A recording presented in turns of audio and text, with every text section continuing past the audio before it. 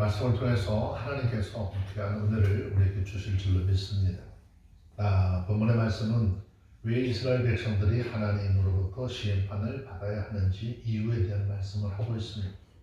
그 이유는 이스라엘 백성들이 삶을 통해서 하나님이 바라시는 공평과 하나님의 의를 드러내기를 원했지만 공평의 법을 무시하고 방탕함과 자신들의 욕심을 채우려고 하는 그런 삶을 살았고, 또 사회적으로 악인을 의롭다 하고 의인을 가증스럽다 정죄하는 그런 범죄를 저질렀기 때문이다라고 말씀하고 있습니다.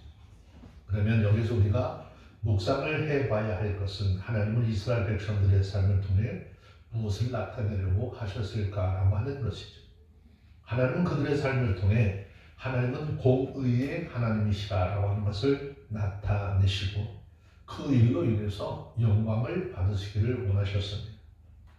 하지만 이 당시 이스라엘 백성들은 삶은 하나님의 기대를 충족시키지 못하고 오히려 역행하는 삶을 살면서 그 삶을 통해서 하나님의 영광을 드러내지 못했습니다. 5장 16절 17절 말씀에 보면 오직 만군의 여호와는 공평함으로 높임을 받으시며 거룩한 하나님은 의로우시고 거룩하담을 받으시리니 그때는 어린 양들이 자기 초장에 있는 것 같이 먹을 것이요 살찐 자의 황무한 밭은 밭의 소산은 유리한 자들이 먹으리라 그랬습니다. 이 말씀의 의미는 방탕하고 불경건한 자들로 인해서 하나님의 심판에 시행한 결과가 어떠한지를 보여주고 있습니다. 이것은 다름이 아닌 비록 하나님 앞에 택함을 받은 이스라엘이라 할지라도 하나님 앞에 악을 행할 때 그들을 심판하심으로 하나님은 공의의 하나님이라는 것을 나타내셔서 온 세상에 하나님의 이름이 높임을 받으며 하나님의 이름이 거룩하다 일컬음을 받으시겠다라고 하는 것입니다. 이러한 본질의 내용 가운데 간과하지 말고 주의를 기울여야 할 것이 있습니다. 그것은 하나님이 왜 그처럼 높임을 받으시려고 할까라고 하는 이유, 또 거룩하다 하는 이 걸음을 받아야 될 이유가 무엇인지 알라라고 하는 것이죠. 여기서 하나님의 이름이 이처럼 찬송을 받으며 하나님의 모든 것이 높임을 받는 이유가 무엇이라고 이야기를 하고 있습니까? 이사야는 그것이 다름 아닌 하나님께서는 정의로우시고 공의로우시기 때문이다라고 선언을 하고 있습니다. 성경 우리에게 말씀하시기를 시편 67편 4절에 보면 열방은 기쁘고 즐겁게 노래할지니 주는 민족들을 공평히 판단하시며 땅 위의 열방을 치리할 것임이라 라고 했어요. 이런 본절의 말씀의 내용은 1차적으로 남유다의 지도층들에 대한 그런 심판의 결과를 나타내는 것이기도 하겠지만 종말론적으로는 하나님의 심판이 이루어질 때 이 땅에 존재하는 그리스도인들이 궁극적으로 소망을 하고 고대해야 될 것이 무엇인지를 나타내는 것이라고 할 수 있습니다.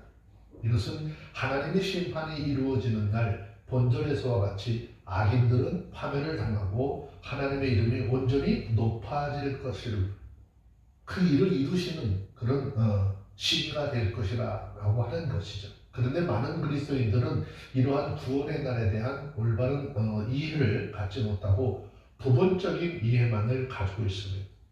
많은 그리스도인들이 구원의 날에 대한 성도의 완전한 구원을 받는 그날, 천국의 복락을 누리게 되는 날, 곧 영생을 누리며 천국에 들어가서 황금길을 걷게 되는 날로만 생각을 하고 있는데, 물론 이건 역시 틀린 말은 아닙니다. 맞는 말입니다. 그런데 이것이 전부가 아니라는 것이죠.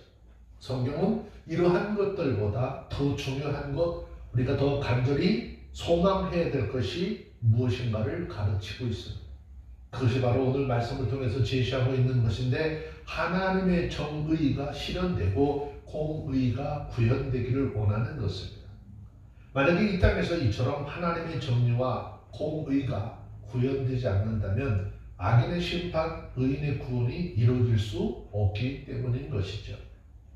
따라서 오늘 말씀에 제시되고 있는 것처럼 하나님의 정의와 공의는 우리가 지금까지 소망했던 모든 것보다도 더 선행이 되어야 하고 선결이 되어야 하는 것이라고 할 수 있습니다.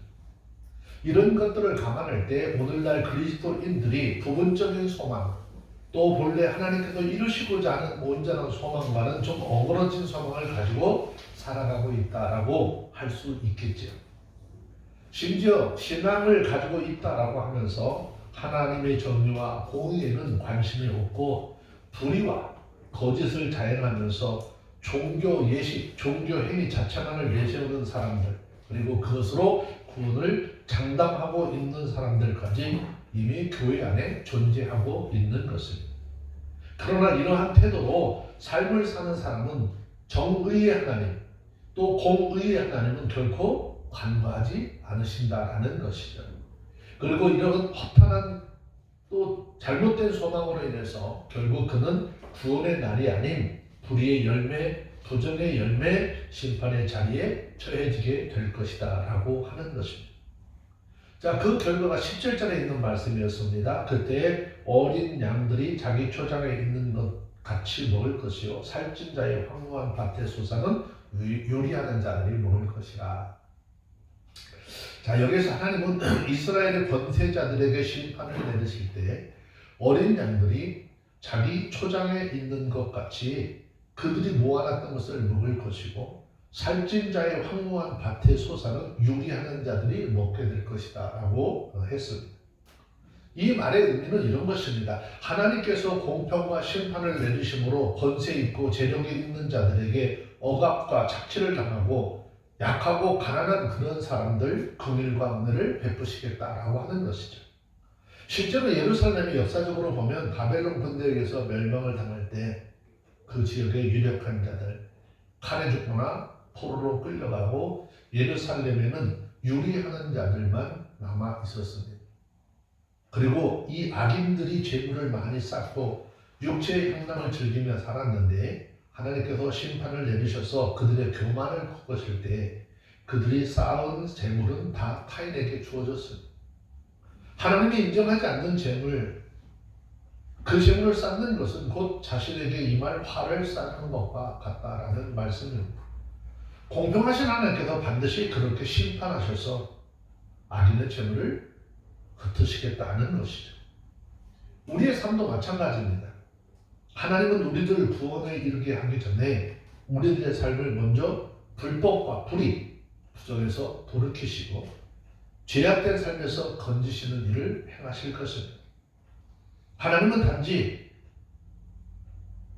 낙원을 세우는 데 관심이 있는 것이 아니라 하나님의 나라에 정의와 공의가 넘쳐나는 그런 세상을 세우는데 더 큰 관심을 가지고 있는 것이죠. 그래서 예수님께서 마태복음 6장 33절에서 너희는 먼저 그의 나라와 그 의를 구하라 그리하면 이 모든 것을 너희에게 더하시리라 그랬습니다. 자, 이 말씀을 하시기 전에 앞에 있는 모습을 보면 사람들이 먹고 입고 마시는 것 때문에 하나님 앞에 기도하고 구한다라고 그랬잖아요. 이 예수님께서 말씀하시기를 야 그거는 세상 사람들이나 하는 거야. 하나님의 사람들은 그렇게 사는 것 아니야 라면서 마태복음 6장 33절에 있는 말씀을 하셨는데 이 말씀의 의미는 결국은 하나님의 말씀을 따라 하나님의 의를 이루고자 하는 자들에게는 그 삶 속에 필요한 것들을 채우시는 역사가 있게 될 것이다 라는 말씀을 하고 있는 것이죠. 그러므로 하나님의 이러한 관심을 저와 여러분들의 관심사로 삼으시길 바랍니다. 하나님이 원하시는 의와 공의를 여러분의 삶 속에 하나님의 의를 실천해 나감으로 하나님의 영광을 드러내는 삶이 되기를 원합니다. 이러한 삶을 사는 사람만이 의와 공의의 기초에서 세워진 그 영원한 천국을 소망하고 그것에 참여할 수 있게 된다라고 하는 것이죠.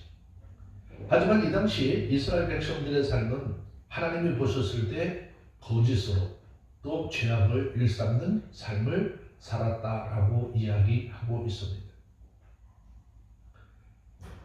자, 18절 19절 보니까 거짓으로 끈을 삼아 죄악을 끌며 수레줄로 함과 같이 죄악을 끄는 자는 가 있을진저 그들이 이르기를 그는 그 일을 속히 이루어 우리로 보게 할 것이며 뭐 이런 얘기를 했어요. 여기 18절에 있는 말씀을 좀 보시면 거짓으로 끈을 삼아 죄악을 끌며 수레줄로 함같이 죄악을 그는 자가 있을 거라고 선포했습니다. 자, 이러한 본문의 내용은 죄악에 집착하는 사람들의 면모를 끈이나 줄 같은 것으로 빗대어서 그들이 얼마나 끈질기게 죄악을 저지르는지를 나타내 보여주고 있습니다. 특히 수레줄로 함과 같이 죄악을 끄는 자라고 하는 이 표현은 죄악에 대한 집착이 어느 정도나 대단하고 강한지를 보여주고 있는 것이죠. 자, 수레를 끌 수 있는 만큼 죄악을 악착같이 붙들고 산다라고 하는 사실을 이야기하고 있는 것인데, 우리가 알고 있는 것처럼 죄는 악한 것이고 자기의 삶의 불행을 초래하는 것 뿐입니다. 그럼에도 이들은 이처럼 범죄를 저지르고 악행을 자행하는 삶을 살았는데 이유가 뭐냐라고 하는 거예요. 19절에 보니까는 이렇게 말씀을 하고 있습니다. 그들이 이르기를 그는 그 일을 속히 이루어 우리로 보게 할 것이며 이스라엘의 거룩한 자는 그 도모를 속히 임하게 하여 우리로 알게 하실 것이라 하는도다 했습니다. 여호와 하나님의 심판이 지체되는 상황 속에서 한번 실패해 보려면 한번 해보라 라고 하는 식으로 아주 오만한 말을 서슴없이 해대고 있다라는 것이죠. 즉 그들은 여호와께서 속히 심판을 하지 않으시고 인내하심으로써 회개의 기회를 주신 것을 오해를 해서 그들은 하나님께서 선지자를 통해서 심판한다라고 하는 말을 전달하기는 하지만 심판할 줄 모르는, 전혀 그런 것을 행할 수 없는 무능력한 신이라고 모독하고 있는 것이죠. 이처럼 하나님의 심판에 대해서 바로 알지 못하였기 때문에 그들은 마음을 놓고 악을 저지른 것이고 수레줄로 연결된 것처럼 깊이 죄악에 얽매여 살았다라는 것이죠. 이러한 본문의 내용은 물론 부정적인 것이지만 이걸 반대로 생각을 해보면 아무리 견고한 죄악의 끈도 능히 끈을 낼 수 있다라고 하는 길을 보여주고 있습니다. 이처럼 이들이 죄악을 마음 놓고 저지른 이유는 뭘까요? 다름 아닌 하나님의 심판을 멸시하고 그것이 없다고 여겼기 때문이라는 것이죠. 따라서 이들은 하나님의 심판을 염두에 두고 그것을 두려워했다면 자연히 죄악의 굵은 사슬이라도 끄덕내고 말았을 것입니다. 이러한 일은 우리 주변에서도 쉽게 관찰되고 있는 사실들이죠. 아무리 흉악한 죄인이라도 경찰이나 검사 앞에서 그들이 똑같은 죄를 범하느냐 자행하는 일이 없습니다. 다른 시간에는 몰라도 적어도 법을 집행하는 그 사람들 앞에, 자신의 심판의 자리에 넘길 수 있는 그 사람 앞에 눈에 보이는 순간만큼 보통 사람과 똑같이 행동을 하게 되는 것이죠. 이것은 그들 앞에 죄를 범하는 순간 심판의 자리에 앉게 될 그런 것들이 너무나 자명하기 때문에 이와 같이 삶을 살아가면 공의 하나님이 종말에만 아니라 오늘 우리의 살아가는 그런 삶의 현장에서 우리가 행동하는 행동, 우리가 내뱉는 말 하나하나 다 지켜보고 계시고 그에 대해서 반드시 심판하신다라고 하는 사실을 깨닫고 결코 함부로 죄악을 저지를 수 없다라고 하는 것이에요. 그러한 삶을 사는 사람은 죄를 범할 수 없다라는 것이죠. 창세기 39장 9절 말씀에 보면 죄의 유혹의 자리가 아무리 강하고 거세다 할지라도 요셉이 보디발의 아내 앞에서 그러했던 것처럼 나는 하나님 앞에서 범죄를 범할 수 없다라고 선언하며 단호하게 이것을 물리쳐야 하는 것입니다. 여러분 우리의 마음이 이런 것이 되어야 하겠지요. 성경은 시편 119편 120절에 내 육체가 주를 두려워함으로 떨며 내가 또 주의 판단을 두려워하나이다 라고 했습니다. 죄를 멀리하고 죄로부터 자유한 삶을 살기를 원하신다면 하나님께서 우리의 범사를 지켜보고 그 모든 일의 심판자가 되심을 항상 우리의 마음에 두고 살아가야 하는 것입니다. 그럴 때 죄와 거리가 먼 삶을 살게 될 것입니다. 그러므로 우리들은 항상 하나님의 판단을 두려워하는 마음을 가지고 살아야 하는 것입니다. 이사야서 5장 20절, 21절 말씀 봅니다. 이스라엘 거룩한 자는 그 도모를 속히 임하게 하여 우리로 알게 할 것이라 하는도다. 악을 선하다 하며 선을 악하다 하며 흑암으로 광명을 삼으며 광명으로 흑암을 삼으며 쓴 것을 단 것으로 삼으며 단 것을 쓴 것으로 삼는 그들은 화가 있을진저. 자, 이사야서 5장 21절 말씀에 보면 스스로 지혜롭다 하고 스스로 명철하다 하는 자들은 화가 있을 것이다 라고 했습니다. 이 말은 이 사람들의 모든 기준을 자기의 기준으로 두는 것을 이야기합니다.